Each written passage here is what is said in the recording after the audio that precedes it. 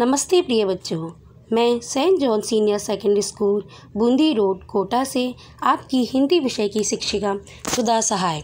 आज मैं आपको आपकी कक्षा 5 की पाठ्य पुस्तक नूतन सरल हिंदी माला का पाठ 1 जो कि एक कविता है का अध्ययन कराने जा रही हूँ, जिसका शीर्षक है एक बूंद। बच्चों, कविता पढ़ने से पहले हम पाठ के परिचय के बारे में जानेंगे। पाठ परिचय। प्रस्तुत कविता अयोध्या सिंह उपाध्याय हरिओ द्वारा लिखित है, जिसमें उन्होंने एक बूंद के माध्यम से आगे बढ़ने की प्रेरणा दी है। एक बूंद की तरह निर्भयता के साथ यदि हम आगे बढ़ें तो बहुत कुछ पा सकते हैं। जो बाधाओं से डरते हैं वे कुएं के मेंढक की तरह एक दायरे में सिमट कर रह जाते हैं। बच्चों, कविता कुछ इस प्रकार है। ज्यों निकल कर बादलों की गोद से थी अभी एक बूंद कुछ आगे बढ़ी, सोचने फिर यही जी में लगी, आह क्यों घर छोड़कर मैं यूं खड़ी। देव मेरे भाग्य में है क्या पता, मैं बचूंगी या मिलूंगी धूल में, या जलूंगी गिर अंगारे पर किसी, चूप पड़ूंगी या कमल के फूल में। बह गई उस काल कुछ ऐसी हवा, वह समुद्र और आई अनमनी, एक सुंदर सीप का मुंह था खुला, वह उसी में जा पड़ी मोती बनी। लोग यूं ही हैं झिझकते सोचते, जबकि उनको छोड़ना पड़ता है घर, किंतु घर का छोड़ना अक्सर उन्हें बूंद लो कुछ और ही देता है कर। अब हम कविता का संदर्भ प्रसंग सहित भावार्थ समझेंगे। संदर्भ। प्रस्तुत कविता के कवि श्रीमान अयोध्या सिंह उपाध्याय हरिऔध जी हैं। प्रसंग। इस कविता में कविवर ने एक बूंद के माध्यम से जीवन में आने वाली बाधाओं को निडर होकर पार करने एवं कठिन परिश्रम के साथ सफलता प्राप्त करने की प्रेरणा दी है। पद 1। ज्यों निकलकर बादलों की गोद से थी अभी एक बूंद कुछ आगे बढ़ी, सोचने फिर यही जी में लगी, आह क्यों घर छोड़कर मैं यूं खड़ी। भावार्थ।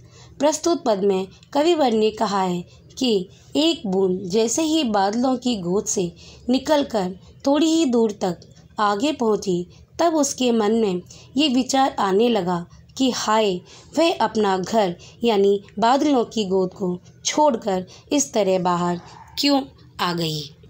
पद 2।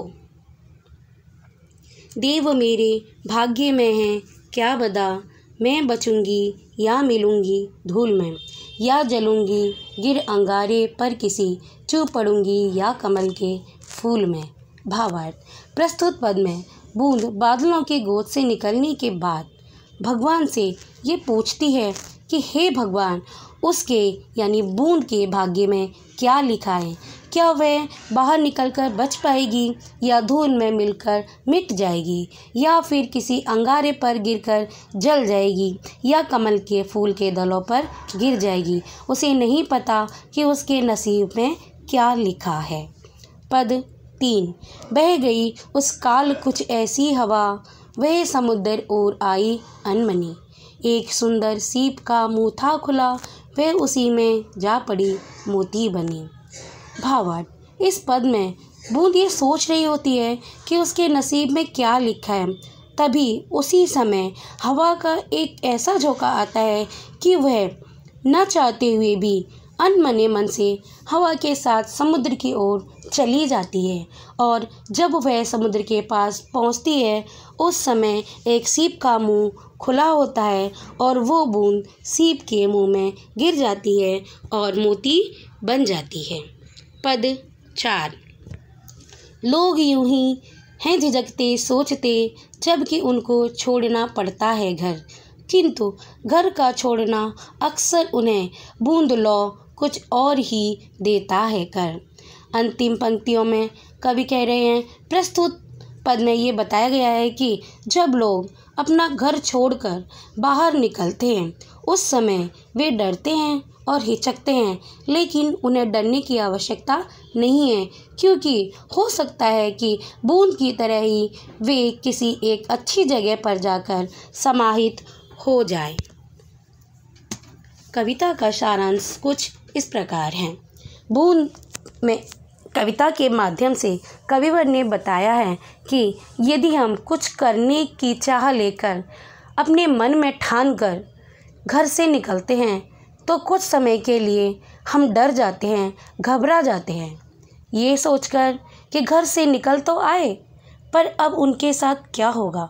हम सोचने लगते हैं कि काश घर नहीं छोड़ा होता।